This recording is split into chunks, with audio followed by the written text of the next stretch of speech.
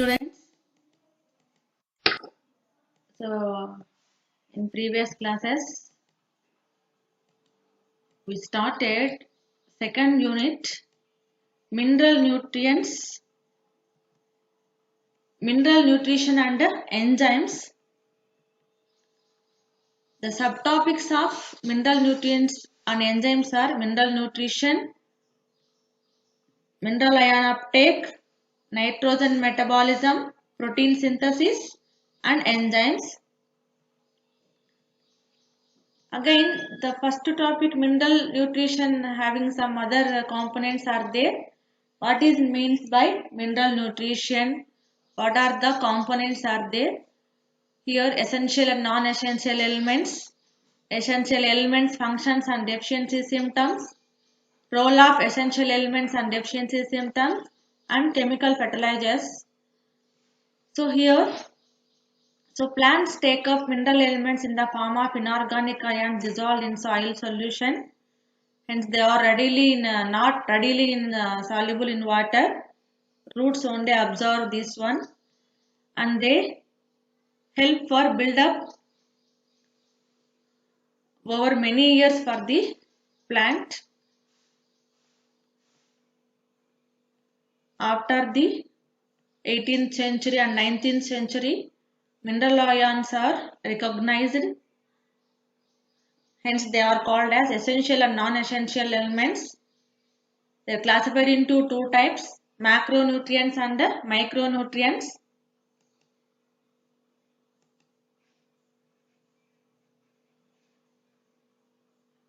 Macronutrients and micronutrients. Macronutrients are required in large concentrations while micronutrients are required in small concentrations. And in addition to essential elements, beneficial elements are recognized for the survival of the plant, promote plant growth. For example, cobalt, vanadium, sodium, etc. Aluminium is beneficial to tea plants. Rubidium, strontium can replace potassium and calcium up to some extent. Some other selenium is beneficial to some plants, and non-essential elements are taken up by plants. Any element present in the environment will be found in small amounts in plants. Aluminium, silicon, sodium are found in plants. Though non-essential elements influence the ionic balance and osmotic potential of cells, many non-essential elements are toxic in very low concentrations. Their uptake is hazardous to plants and animals which feed on them. And criteria of essentiality, plants contain about 60 elements, but 16 elements are necessary for the growth of the plant. First of all, Sachs established the technique of water cultures plants which eliminated many difficulties with impurities, and then by Arnon and Stout proposed the criteria of essentiality. The three requirements are: the element must be essential for normal growth and reproduction. The element cannot be substituted by another element. The concerned element should directly be involved in some function within the plant. And essential elements, 16 essential elements are classified as macro and micronutrients. Macronutrients are 9 required in large quantities, whereas 7 macronutrients are required in small quantities. The macro elements are carbon, hydrogen, oxygen, nitrogen, sulfur, phosphorus, calcium, potassium and magnesium. The micronutrients are ferrous, manganese, boron, cobalt, zinc, molybdenum and chlorine. And nutritional deficiency symptoms, it carry out specific function in the plant. If any plant is lacking in the plant, normal physiology of the plant is upset. The nutritional deficiency symptoms are chlorosis, necrosis, stunted growth, mottling of leaves, curling of leaves, premature drying and weathering of leaves, premature fall of leaves, fruits and leaves, etc. Group of elements, So they are framework elements, protoplasm elements. Again, protoplasm are divided into two groups, balancing elements and the catalytic elements. And classification of plant nutrients based on the mineral composition, concentration, physiological functions. They are classified into 6 groups, different kinds of groups, but physiological groups are groups of nutrients classified, recognized into 6 groups. They are organic or non-organic compounds like sodium, potassium, sulfur, calcium, boron, ferrous and magnesium. Some are activators of enzymes. It includes potassium, magnesium, calcium, iron, zinc, magnesium, copper, molybdenum, sodium and chlorine. Some components of redox systems and electron transport like phosphorus, sulfur, ferrous, manganese, copper and molybdenum. And some are act as osmotic regulators and ionic balancing elements like potassium, sodium and chlorine. Some are act as stimulating elements like cobalt, chromium, nickel, strontium, lithium, ferrous, selenium and silicon. And some are act as toxic heavy metals and other elements like cadmium, chromium, mercury, nickel, selenium, etc. So functions and deficiency symptoms of essential elements, macro elements, first carbon and hydrogen and oxygen, they are framework elements or structural elements also I explained to you. So and then they are present in the plant of dry weight of the plant. Carbon is in 45%, oxygen in 43% and hydrogen in 6%. And then nitrogen in plant utilized 1.5%. So it is the fourth abundant element. So generally plants absorb into nitrates and ammonia salts. So does not absorbed directly by nitrogen. So some bacteria like Azotobacter, Pseudomonas and other blue-green algae utilize atmospheric nitrogen and then changes into nitrates, nitrites and ammonia salts. Then only plants utilizes these components. And then deficiency symptoms are shown to you. And then sulfur, which is in sulfate ions. Plants utilized in the 0.1%. And then some ratio or little quantities of sulfur dioxide enter through stomata when present in polluted air. So ఇక్కడ మనం ఎక్కువ నేర్చుకోవాల్సింది ఏంటంటే వాటి యొక్క functions, plant యొక్క metabolic activities లో ఏ ఏ function ని అది నిర్వర్తిస్తుంది అనేది మెయిన్ అన్నమాట. సో ఈ కాన్సెప్ట్ బాగా గుర్తుంచుకోవాలి. And then deficiency symptoms and then phosphorus into phosphate ions.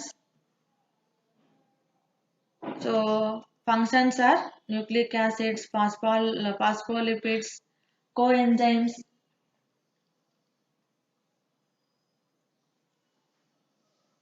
like NAD, NADP,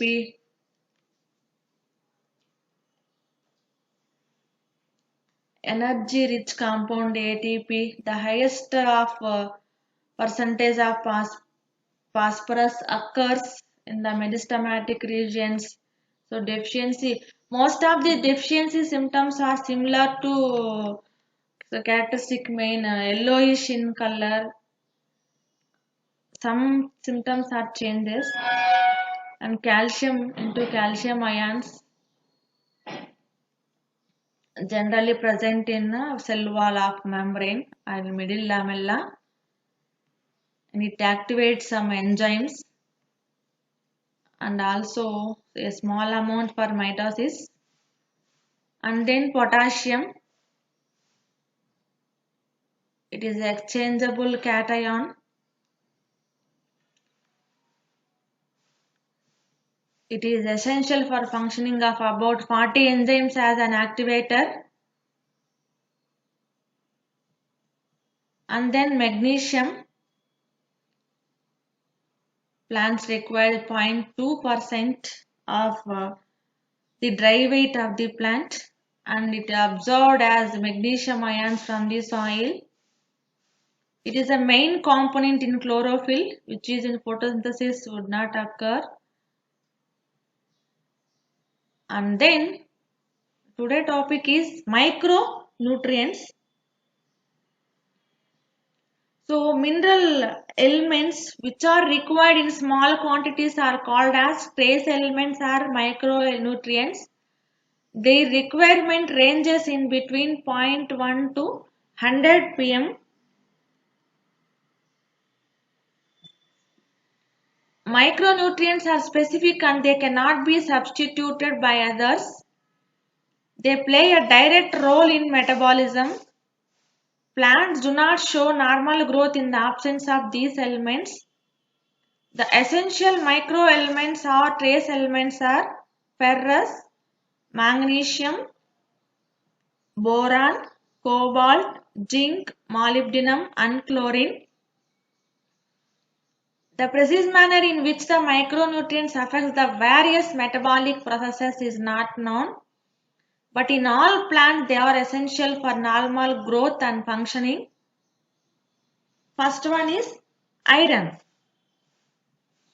so మనం ఇంతకు ముందు చెప్పుకున్న వాటిల్లో మెయిన్గా ఏంటంటే, సో ఫస్ట్ టాపిక్ నుంచి తీసుకున్నట్టయితే, సో మనకు ఏ టాపిక్ గురించి చెప్పుకుంటున్నాం, మినరల్ న్యూట్రిషన్ అండ్ ఎంజైమ్స్, ఖనిజ పోషకాలు మరియు ఎంజైమ్లు. సో ఖనిజ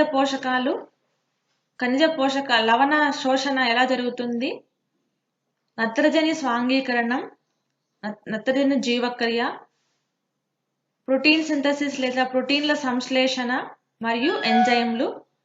ఇందులో మినరల్ న్యూట్రిషన్స్లో మళ్ళీ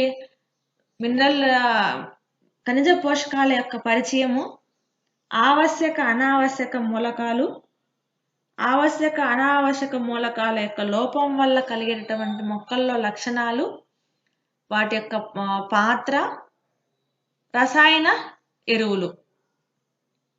సో ముఖ్యంగా ఎలా మొక్కలు అనేటివి గెట్ చేస్తాయంటే, మొత్తం ప్లాంట్స్లోనే ఉండవు, అది వాటర్ నుంచి కానీ సాయిల్ నుంచి కానీ కొన్ని ఖనిజ పదార్థాలని అప్టేక్ చేస్తాయి, గ్రహించబడతాయి వేర్ల ద్వారా అనేది ఇక్కడ కనుగొనబడింది అన్నమాట.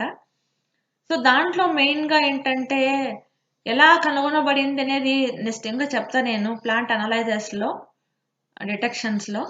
సో ఇక్కడ 18th and 19th సెంచరీలో దీన్ని అబ్జర్వ్ చేశారు ఫస్ట్ బై సాక్స్. సో ఇతని ప్రకారం ఏంటంటే వాటర్ కల్చర్ ఎక్స్పెరిమెంట్ ఎక్కువ చేశారు అనమాట. ఆ వాటర్ కల్చర్ ఎక్స్పెరిమెంట్స్లో ఈ ఒక్కొక్క ఎలిమెంట్ యొక్క ప్లాంట్స్ యూటిలైజెస్ ఎలా జరుపుకుంటుంది, ఇన్ కేస్ ఆ ఎలిమెంట్ లేకపోతే ప్లాంట్ ఎలాంటి లక్షణాలను చూపిస్తుంది అని ప్రయోగాలు చేసి, సో ఈ ఎలిమెంట్స్ వల్ల ప్లాంట్లో ఫలానా మెటబాలిక్ జీవక్రియ అనేది జరుగుతుంది. ఇన్ కేస్ ఈ ఎలిమెంట్ అనేది లోపిస్తే ఆ జీవక్రియ కూడా లోపించడం వల్ల కొన్ని లక్షణాలని కనిపిస్తుంది మొక్కల్లో అని కనుగొన్నారు అనమాట. ఆ తర్వాత సాక్స్ ఎక్స్పెరిమెంట్ ని బేస్ చేసుకొని ఈ ఎసెన్షియల్ నాన్ ఎసెన్షియల్ ఎలిమెంట్స్ ని మ్యాక్రో అండ్ మైక్రో న్యూట్రియంట్స్ గా ఇంకొన్ని బెనిఫిషియల్ ఎలిమెంట్స్ గా కనుగొన్నారు. వాటి యొక్క ఆవశ్యక మూలకాల్లో లాభదాయక మూలకాలు అంటారు బెనిఫిషియల్ ఎలిమెంట్స్ లో. అవి ఒక్కొక్క మెటబాలిక్ యాక్టివిటీలు ఎలా చెప్పుకుంటుందో నేర్చుకున్నాము. అలాగే ఆవశ్యక మూలకాల యొక్క ఆవశ్యకత, వాటి యొక్క ఇంపార్టెన్స్ ఎంతవరకు ఉందని చెప్పి ఆర్నాన్ అండ్ స్టౌట్లు, డేవిడ్ ఆర్నాన్ అండ్ స్టౌట్లు మనకు క్రైటీరియా ఆఫ్ ఎసెన్షియాలిటీలో కొన్ని ప్రిన్సిపల్స్ ఇచ్చారనమాట. సో అదేంటంటే the element must be essential for normal growth and reproduction, and the element cannot be substituted by another element. The concerned element should directly be involved in some function within the plant. So ఇవి ముఖ్యంగా మనకు criteria of ఎసెన్షియాలిటీలో. ఇప్పుడు the element must be essential for normal growth and reproduction. So మొక్క పెరుగుదలకు కానీ ప్రత్యుత్పత్తి కానీ so ఆ ఎలిమెంట్ అనేది ముఖ్యమైన అవసరంగా అనేది ఉండాలా. అండ్ ఇన్ కేస్ ఆ ఎలిమెంట్ అది రిక్వైర్మెంట్ లేదనుకోండి, లభ్యం కాలేదనుకోండి, అప్పుడు ఏమవ్వాలి, ఆ మెటబాలిక్ యాక్టివిటీ అనేది పూర్తిగా నిలిచిపోవాలి. అట్లాగే the element cannot be substituted by another element. అలాంటి ఎలిమెంట్ కి ఇంకొకటి ఆల్టర్నేటివ్ గా వర్క్ చేయకూడదు. ఏ ఎలిమెంట్ పని ఆ ఎలిమెంటే చూడాలి. ఏ ఎలిమెంట్ వల్ల మెటబాలిక్ యాక్టివిటీ రన్ అవుతుంది అనుకుంటున్నామో దాని ప్లేస్ లో ఇంకొక ఎలిమెంట్ యొక్క ఇన్వాల్వ్మెంట్ కానీ ఆల్టర్నేటివ్ వర్క్ అనేది ఉండకూడదు. And the concerned element should directly B involved in sum function with in the plant. So A essential element అని చెప్పుకుంటున్నామో ఆ ఎలిమెంట్ అనేది ఆ ప్లాంట్ లో ఒక ఫంక్షనింగ్ డైరెక్ట్ గా అందులో ఆ ప్లాంట్ లో ఏదో పార్ట్ లో అది అనుఘటకమై అబండెంట్ అయి ఉండాలన్నమాట. అప్పుడే దాని యొక్క ఎసెన్షియాలిటీ అనేది కనబడుతుంది, లేకపోతే కనబడదు అనేది వీళ్ళ యొక్క అభిప్రాయం అన్నమాట. సో అలాంటి ఇచ్చిన కాంపోనెంట్స్ లో ఎసెన్షియల్ ఎలిమెంట్స్ లో మ్యాక్రో మైక్రో ఎలిమెంట్స్ గురించి చెప్పుకున్నాము. 9 మ్యాక్రో లేదా వాటిని స్థూల పోషకాలు అన్నాము లేదా స్థూల మూలకాలు అన్నాము. 7 సూక్ష్మ మూలకాలు లేదా సూక్ష్మ పోషకాలు, సో అవి చెప్పుకున్నాము. సో దీంట్లో nutrition deficiency in case majority of elements యొక్క డెఫిషియన్సీ జరిగితే, లోపిస్తే ఎలాంటి లక్షణాలు చూపిస్తాయి? మెజారిటీ ఆఫ్ సిమ్టమ్స్ మనం గమనించినట్టయితే ఎక్కువగా chlorosis, necrosis, stunted growth. So chlorosis అంటే కణజాల క్షయం అని, తర్వాత నెక్రోసిస్ అని, తర్వాత స్టంటెడ్ గ్రోత్ అంటే గిడసబారిపోవడం, మాట్లింగ్ ఆఫ్ లీవ్స్, సో లీవ్స్ అంతా ముడుచుకుపోవడం కానీ, తర్వాత కర్లింగ్ అయిపోవడం కానీ, వడలిపోవడం అంట మాట్లింగ్ అంటే. అట్లాగే లీవ్స్ అంతా వెదరింగ్ అయిపోవడం, డ్రై అయిపోవడం కానీ, లీవ్స్ ఫ్లవర్స్ ఫ్రూట్స్ అనేటివి వాటి మెచ్యూర్ కాకుండానే పడిపోవడం ఇలాంటివి అనమాట. సో అలాంటి వాటిల్లో గ్రూప్ ఆఫ్ ఎలిమెంట్స్ లో 2 టైప్స్ ఉన్నాయి, framework elements, protoplasm elements. So framework elements అంటే కార్బన్, హైడ్రోజన్, ఆక్సిజన్. ఇప్పుడు కార్బోహైడ్రేట్ అనుకోండి, ప్లాంట్ ఏ స్ట్రక్చర్ ఫామ్ అవ్వాలన్నా లివింగ్ ఆర్గానిజము కార్బోహైడ్రేట్ బేస్డ్ ఉంటుంది. దాంట్లో కార్బన్, హైడ్రోజన్, ఆక్సిజన్ అన్నమాట. వాటిని ఫ్రేమ్వర్క్ ఎలిమెంట్స్ అంటాము, also called as structural elements. తర్వాత ప్రోటోప్లాజం ఎలిమెంట్స్. సో ఇవి నైట్రోజన్, ఫాస్ఫరస్, సల్ఫర్ అనేటి ప్రోటోప్లాజం ఎలిమెంట్స్ మెయిన్లీ కొన్ని మెటబాలిక్ యాక్టివిటీస్ లో కాంపౌండ్ గా ఉంటాయి, along with calcium and magnesium. Again they are divided into 2 groups. ఇవి మళ్ళీ 2 రకాలుగా చెప్పారు, balancing elements, catalytic elements. Balancing అంటే అవి సంతులనం జరపడానికి ఉపయోగపడతాయి, యానియాన్స్ లాగా.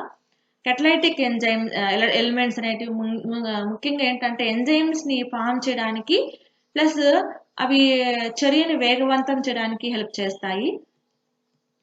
అట్లాగే వీటిని మొక్కల్లో ఉండేటువంటి పోషకాలని ఎలా వర్గీకరించారు అనుకున్నట్టయితే, వాటిలో ఉన్నటువంటి మినరల్ కాంపోజిషన్, లవణ శాతం ఆధారంగా, గాఢత ఆధారంగా, అట్లాగే ఫిజియలాజికల్ ఫంక్షన్ ఆధారంగా, భౌతిక పని ఆధారంగా క్లాసిఫై చేశారు. వాటిల్లో ఫిజియలాజికల్ భౌతిక పని ఆధారంగా వీటిని 6 సమూహాలుగా విభజించారు. అవేంటంటే కర్బన, అకర్బన సమ్మేళనాలుగా ఉండేటివి, అట్లాగే ఎంజైమ్ ని చర్యని వేగవంతం చేసేటివి, అట్లాగే ఆక్సీకరణ, క్షయీకరణ, ఎలక్ట్రాన్ రవాణాలో సహాయపడేటివి, అట్లాగే ద్రవాభిసరణ క్రమతను గాని, అయానిక్ సంతులనం జరపటంలో గాని, అట్లా ఇంకొన్ని ఉద్దీపకాలుగా వర్క్ చేసేటివి, ఇంకొన్ని టాక్సిక్ మెటల్స్ గా ఉండేటివి అన్నమాట. సో ఆ తర్వాత మనం తెలుసుకున్నటువంటి వాటిల్లో functions and deficiency symptoms of essential elements, ఆవశ్యక మూలకాల యొక్క పని, వాటి యొక్క డెఫిషియన్సీ సిమ్టమ్స్ ఎలా ఉంటాయి, సో ఎలాంటి కేర్ తీసుకోవాలని మనం ఇక్కడ చదువుకుంటున్నాము. సో ఇవి macro elements. So nitrogen, sulphur, phosphorus, calcium, ఇది ముఖ్యంగా మొక్క అనేది ఎంత శాతంలో వినియోగించుకుంటుంది, ఎక్కడ వర్క్ చేస్తుంది, ఏ ప్లాంట్ పార్ట్ లో ఇది అబండెంట్ గా ప్లాంట్ యొక్క పార్ట్ లో ఏ పార్ట్ లో అబండెంట్ గా ఉంటుంది, ఏ జీవక్రియని నిర్వర్తిస్తుంది, ఇన్ కేస్ ఆ జీవక్రియ నిర్వర్తించకపోతే దాని డెఫిషియన్సీ ఏర్పడితే ఏ లక్షణాలు ఏర్పడతాయి, అట్లాగే దాన్ని సిమ్టమ్స్ మనం డయాగ్రమాటిక్ గా చూపించుకుంటున్నాము. కొన్ని డయాగ్రామ్స్ నాకు కనపడ్డాయి, అవి మాత్రం మీకు చూపెట్టాను, మీరు రిమైనింగ్ లేవు. కాబట్టి మీకు దొరికితే వాటిని డౌన్లోడ్ చేసుకొని గ్రూప్లో సెండ్ చేయండి. Macro and micro nutrients. So మీరు కొంచెం ఇన్ఫర్మేషన్ నేను కొంత ఇక్కడ ఇన్ఫర్మేషన్ పెట్టాను, మీరు ఇంకా ఎలాబొరేటెడ్గా దాన్ని పెట్టుకోవచ్చు. సో అలాంటి ఎలాబొరేటెడ్గా మీరు సెర్చ్ చేసుకొని తర్వాత ఎక్స్ట్రా ఎవరైతే సెర్చ్ చేస్తున్నారో సో మీరు సెర్చ్ చేసిన ఇన్ఫర్మేషన్ అంతా గ్రూప్లో సెండ్ చేయండి అలాంగ్ విత్ ఫొటోస్, ప్రతి ఎలిమెంట్ యొక్క ఫోటో. నేను కొన్ని ప్లాంట్స్ చూపించాను ఇక్కడ, మీరు ఇంకా ఇవే ప్లాంట్స్ కాదు అనదర్ ప్లాంట్స్ లో కూడా ఆ సిమ్టమ్స్ అనేది కనపడుతూ ఉంటుంది. ఆ సిమ్టమ్ ఏ సిమ్టమ్ కనపడుతుందో ఆ లీఫ్ లో కనపడిందా, స్టెమ్ లో కనపడిందా, ఫ్రూట్ లోనా, ఫ్లవర్ లోనా, దాన్ని మీరు డౌన్లోడ్ చేయడము. సో మీరు ఎవరైతే పంపిస్తున్నారో కొందరి లిస్ట్ లో స్టోరేజ్ అయి ఉన్నాయి కదా గ్రూప్ లో, ఎవరైతే పంపిస్తున్నారో సో ఆ పంపించిన వాళ్ళ నేమ్ కూడా పెట్టండి. ఎవరైతే పంపలేదో తర్వాత నేను ఆబ్సెంట్ కింద కన్సిడర్ చేస్తాను, బై మీన్స్ క్లాస్ నాకు అప్డేట్ అవ్వలేదని అనుకుంటాను అనమాట. సో నెక్స్ట్ వన్ మైక్రోన్యూట్రియంట్స్, సూక్ష్మ పోషకాలు. సో ముఖ్యంగా మొక్కలు ఇది చాలా స్వల్ప పరిమాణంలో వినియోగించుకునేటటువంటి పోషకాలని సూక్ష్మ పోషకాలు అంటాము. వీటినే ట్రేస్ మూలకాలను కూడా అంటాము. ఇక్కడ ఎంత రేంజ్ లో వినియోగించుకుంటాయంటే 0.1 to 100 ppm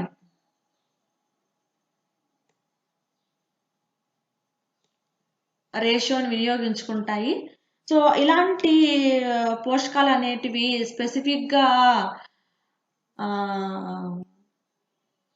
సబ్స్టిట్యూట్ చేయలేమన్నమాట. సో కాకపోతే వాటి యొక్క జీవక్రియ అనేది ప్రముఖ పాత్ర వహిస్తుంది. సో అట్లాగే ఇన్ కేస్ ఇవి ఆప్షన్స్ అయ్యానుకోండి ప్లాంట్ అనేది సఫిషియెంట్ గా గ్రోత్ అవ్వదు. సో అలాంటి మైక్రో ఎలిమెంట్స్, ట్రేస్ ఎలిమెంట్స్ గురించి మనం చెప్పుకుంటున్నాము. సో ఇలాంటి ferrous, manganese, boron, కోబాల్, zinc, molybdenum and chlorine అనేటివి. సో ఇలాంటి ఎసెన్షియల్ ఎలిమెంట్స్ లో ఐరన్ యొక్క పాత్ర అనేది ఎంతవరకు ఉందో చూద్దాం. It is often considered as a macro element because its requirement is relatively higher than any other micronutrient. So it is absorbed as ferrous or ferric ions. The ferrous state is physiologically active in plants. It is abundant in acidic soils. Functions: iron is essential for the synthesis in chlorophyll, even though it is not one of its constituents. It is an important constituent of cytochromes, catalases and peroxidases, which play an important role in respiration. It is a component of pyridoxine and enzyme nitrogenase. So, it is iron అనేది ముఖ్యంగా దీన్ని మనం ferrous అంటాము లేదా ferric అంటాము. So ferric Fe3+, ferrous Fe2+. So micro element లాగే ఈ micro element అయినటువంటి ఐరన్ కూడా ఒక మొక్కల్లో అంతర్భాగం అన్నమాట. ఇది ముఖ్యంగా ఫెర్రస్ కానీ ఫెర్రిక్ అయాన్ రూపంలో ఉంటుంది.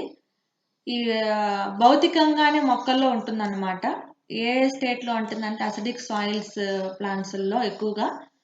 సో అలాంటి ఇది ఏంటంటే ఫెర్రస్ అయాన్ మాత్రమే ఉండి ఈ క్లోరోఫిల్ అనే పత్రహరితంలో అంతర్భాగం కానప్పటికీ ఇది ఏర్పడడానికి, క్లోరోఫిల్ ఏర్పడడానికి ఇది హెల్ప్ చేస్తుంది అన్నమాట.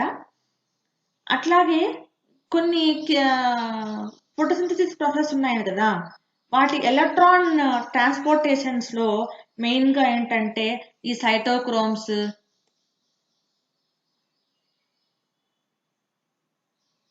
కెటలైజెస్, పెరాక్సిడేజెస్ ఈ రెస్పిరేషన్ ప్రాసెస్లో పార్టిసిపేట్ చేసేటివి అనమాట ఇంకొన్ని ఈ సైటోక్రోమ్స్. ఇంకా పెరాక్సిడేజెస్, కెటలైజెస్ అనేటివి ఫోటోసింథసిస్లోను రెస్పిరేషన్లో రెండిట్లోనూ ప్రముఖ పాత్ర వహిస్తాయి. వీటిల్లో మెయిన్గా ఫెర్రస్ అనేది ఒక అబండెంట్ ఎలిమెంట్గా ఉంటుంది. సో ఎప్పుడైతే ఈ రెస్పిరేషన్ అండ్ ఫోటోసింథసిస్ ప్రాసెస్లో మెయిన్గా ఫెర్రస్ అనేది ఎలక్ట్రాన్ రిసెప్టార్ అయ్యేటప్పుడు, ఎలక్ట్రాన్ రిసీవ్ అయ్యేటప్పుడు రిడక్షన్ రియాక్షన్స్ లో ప్రముఖ పాత్ర వహిస్తుంది అనమాట. సో ఇన్ కేస్ ఈ ఐరన్ అనేది డెఫిషియన్సీ ఏర్పడింది అనుకోండి, ఏటీపీ సింథసిస్ అనేది నిలిచిపోతుంది. అడినోసిన్ ట్రైఫాస్ఫేట్ ప్రొడక్షన్ అనేది సింథసిస్ అనేది నిలిచిపోతుంది అనమాట. సో కాబట్టి ఈ నైట్రోజన్ ని ఏం చేయాలి, రిడక్షన్ చేయాలి with the help of nitrogenase enzyme. So ఆ టైంలో ఈ మాలిబ్డినంతో పాటు, సో మాలిబ్డినం అనే ఎలిమెంట్ కూడా ఇక్కడ నైట్రోజనేజ్ ఎంజైమ్తో పాటు ఏం చేస్తుందంటే నైట్రోజన్ ఫిక్సేషన్ జరపడానికి హెల్ప్ చేస్తాయి అలాంగ్ విత్ ఫిరిడాక్సిన్. దాంతో పాటు ఇది కూడా అబండెంట్ గా ఉంటుంది అనమాట. ఇంకా ఏంటంటే ఈ పెరాక్సిడేజ్, కెటలైజెస్ ఎంజైమ్స్ ని వేగవంతం చేయడానికి కానీ లేదా దాంట్లో మెయిన్ రోల్ అనమాట, main important role in respiration. కాకపోతే ఇక్కడ ఏంటంటే ప్లాంట్ లో ఐరన్ అనేది ఏంటంటే అంత మూవబుల్ ఎలిమెంట్ కాదు. సో కాకపోతే ఏంటంటే ఇలాంటి మూవబుల్ ఎలిమెంట్ కాకపోయినప్పటికీ కొన్ని సిమ్టమ్స్ అనేది షో చేస్తుంది అనమాట. ఆ సిమ్టమ్స్ ఏందనేది అంటే, సో ఫస్ట్ గా యంగర్ లీవ్స్ లో, మనకి యంగర్ లీవ్స్ ఎక్కడ ఉంటాయి, ఎపికల్ పార్ట్స్ లోనే ఉంటుంది. సో యంగర్ లీవ్స్ లో కనపడుతుంది. యంగర్ లీవ్స్ లో ముఖ్యంగా ఏంటంటే క్లోరోసిస్ ఏర్పడుతుంది. ఇలా చూడండి, క్లోరోసిస్ నిర్హరితం అంటాం, ఎల్లో కలర్ గా అంతా కనపడతా ఉంటుంది అనమాట. సో ఈవెన్ ఈ నెల మధ్య ఉన్నాయి కదా, వీన్స్ మధ్య కూడా అంతా నిర్హరితం అంతా కనపడతా ఉంటుంది. కానీ వీన్స్ అంతా గ్రీన్ కలర్ లోనే ఉంటాయి అన్నమాట. సో కాబట్టి ఆ ప్లాంట్ అంతా ఎలా ఉంటుందంటే చాలా నారోగా లేదంటే స్లెండర్ గా గ్రో అవుతుంటుంది, చాలా సన్నగా పెరుగుతూ ఉంటుంది అనమాట. సో కాబట్టి ఎక్కువగా ఇక్కడ ఏంటంటే క్లోరోసిస్ సిమ్టమ్స్ కనపడతాయి. వీన్స్ అంతా గ్రీన్ గానే ఉంటాయి, వీన్స్ మధ్యలో అంతా క్లోరోసిస్ గా కనపడుతుంది అనమాట. ఆ రకంగా ప్లాంట్ అనేది సన్నగా పీలగా పెరుగుదల చూపిస్తుంది అనమాట. సో ఇక్కడ ఇనుము అనేది అనుఘటకంగా లేకపోయినా క్లోరోఫిల్ అనే వర్ణద్రవ్య అణువుల్ని ఏర్పడడానికి ఐరన్ అవసరము. ఇంకా కిరణజన్య సంయోగక్రియలోను శ్వాసక్రియలోను కొన్ని జీవక్రియను నిర్వర్తించటంలో అనుఘటకంగా ఉంటుంది. నైట్రోజన్ ఫిక్సేషన్ జరిపేటప్పుడు, నైట్రోజన్ స్థాపన జరిపేటప్పుడు నైట్రోజనేజ్ ఎంజైమ్ తో పాటు మాలిబ్డినం ఎంజైమ్ తో పాటు ఐరన్ కూడా ఒక అనుఘటకంగా ఉంటుంది అనమాట. సో ఆ తర్వాత మాంగనీస్. సో ఇంతవరకు మనము సూక్ష్మ పోషకాల్లో ఏం నేర్చుకున్నాము, ఐరన్ నేర్చుకున్నాము. ఇప్పుడు ఏంటంటే manganese.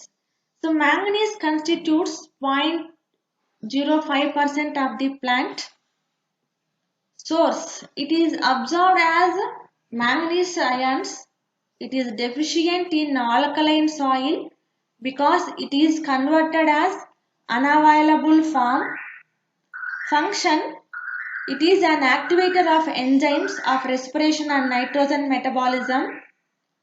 For example, malic dehydrogenase, an enzyme of Krebs cycle, requires manganese as an activator. It is involved in the photosynthetic split of water. Although it is not a constituent of chlorophyll, it appears to be connected with chlorophyll formation.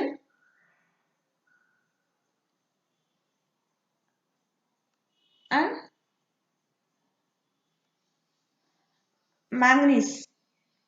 So manganese అనేది మొక్కలు manganese ని divalent ions రూపంలో get చేస్తాయి నేల soil నుంచి. అట్లాగే ఎంతవరకు మొక్కలు వినియోగించుకోబడతాయి అంటే 0.05% వినియోగించుకోబడతాయి. ఇక్కడ మ్యాంగనీస్ అనేది అనేక రకాల ఎంజైమ్లని ఉత్తేజపరచటంలో వివిధ జీవక్రియల్లో పాల్గొంటుంది.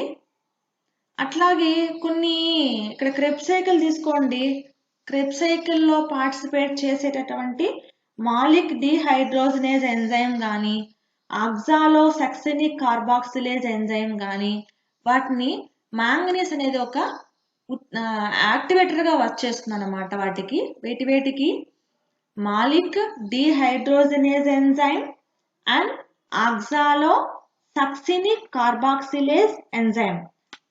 ఇవన్నీ ఎక్కడ జరుగుతాయంటే క్రెబ్స్ సైకిల్ జరుగుతాయి. ఈ క్రెబ్స్ సైకిల్ ఏంటనేది తర్వాత క్లాస్లో నేర్చుకుంటాము.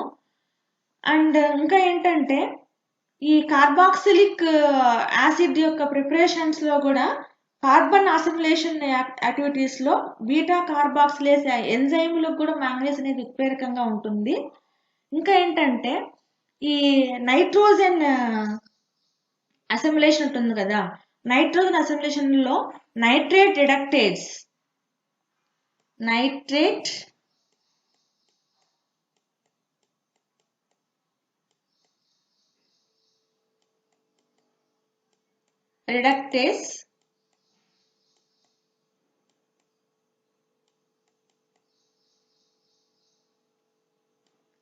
and hydroxylamine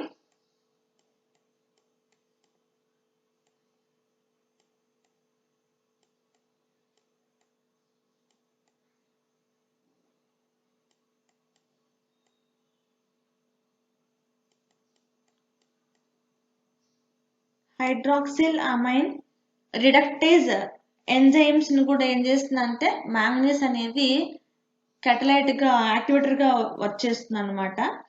so even in photosynthesis అనేది based on the photo concept, photo receptor గా ఫోటోసింథసిస్ అనేది 2 టైప్స్ ఏంటంటే ఫోటోసింథసిస్ 1 అండ్ ఫోటోసింథసిస్ 2. కిరణజన్య సంయోగక్రియ అనేది కాంతిని శోషించే వాటి యొక్క వేవ్ లెంత్ ని బట్టి కాంతి శ్వాసక్రియ 1, కాంతి శ్వాసక్రియ 2 అంటాము, లేదా ఫోటోసింథసిస్ 1, ఫోటోసింథసిస్ 2 అంటాము. ఆ ఫోటోసింథసిస్ 2 లో మెయిన్ గా ఏంటంటే ఈ ఆక్సిజన్ రిలీజ్ అవ్వాలన్నమాట. ఆక్సిజన్ ఎవాల్వింగ్ సెంటర్ అంటాము ఆ కాన్సెప్ట్ నే. ఆ ఆక్సిజన్ ఎవాల్వింగ్ సెంటర్ లో కూడా ఈ మ్యాంగనీస్ యొక్క రోల్ ఉందన్నమాట. ఈ మ్యాంగనీస్ అనే ప్రోటీన్ అనేది ఎక్కువ వర్క్ చేస్తూ ఉంటుంది. ఈవెన్ క్లోరోప్లాస్ట్ లో ఈ థైలకాయిడ్ నిర్మాణంలో ఎక్కడంటే క్లోరోప్లాస్ట్ చూడండి, ఇక్కడ క్లోరోఫిల్ ఫార్మేషన్ లో ఈ థైలకాయిడ్ స్ట్రక్చర్ లో కూడా ఈ థైలకాయిడ్ మెంబ్రెయిన్ లో మ్యాంగనీస్ అనేది ఒక స్ట్రక్చరల్ ఎలిమెంట్ అన్నమాట. సో ఇలాంటి ఎలిమెంట్ వల్ల ఏ డెఫిషియన్సీ అనేది షో చేస్తుంది.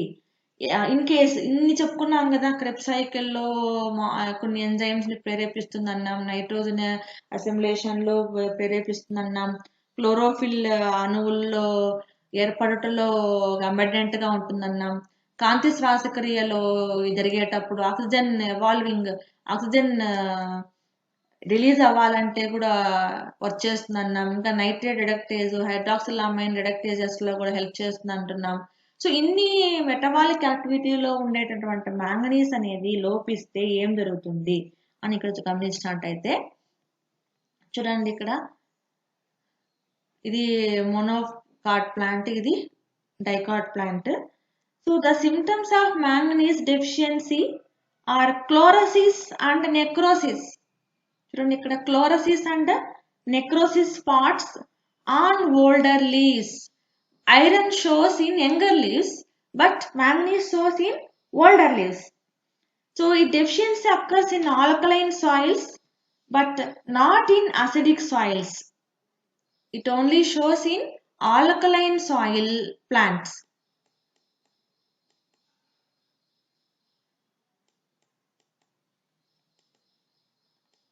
But in leguminous plants, seedling shows necrosis.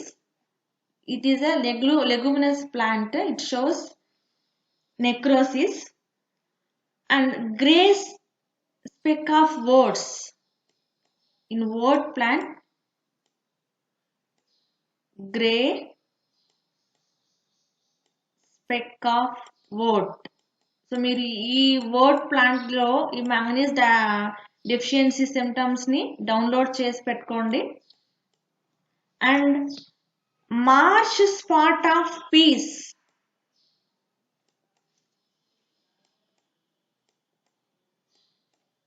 Marsh spot of peas బఠానీ మొక్కలో ఉండేటటువంటి సిమ్టమ్ అన్నమాట ఇది. అట్లాగే speckled yellows in sugar beat,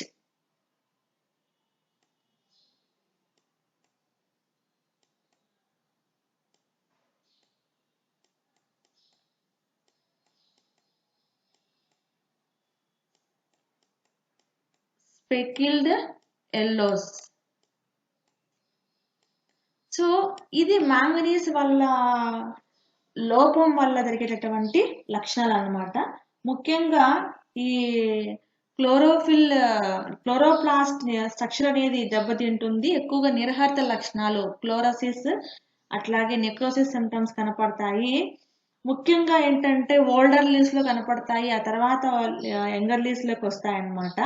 అక్కడక్కడ నెక్రోటిక్ స్పాట్స్ ఏర్పడతాయి ఓట్ ప్లాంట్ లో, ఓట్ మొక్కల్లో ఏంటి గ్రే స్పెక్స్ అని, అట్లాగే బఠానీ మొక్కల్లో మార్ష్ స్పాట్స్ అని, అట్లాగే ఈ షుగర్ బీట్ లో స్పెక్యుల్డ్ ఎల్లోస్ అనే సిమ్టమ్స్ అనేది కనబడుతుంది అన్నమాట. ఇది మ్యాంగనీస్ యొక్క పని. ఇన్ కేస్ మ్యాంగనీస్ మూలకం యొక్క లోపిస్తే మొక్కల్లో కనబడేటటువంటి లక్షణాలు అన్నమాట. సో తర్వాత మూలకాలు ఫర్దర్ క్లాస్ లో చూద్దాము.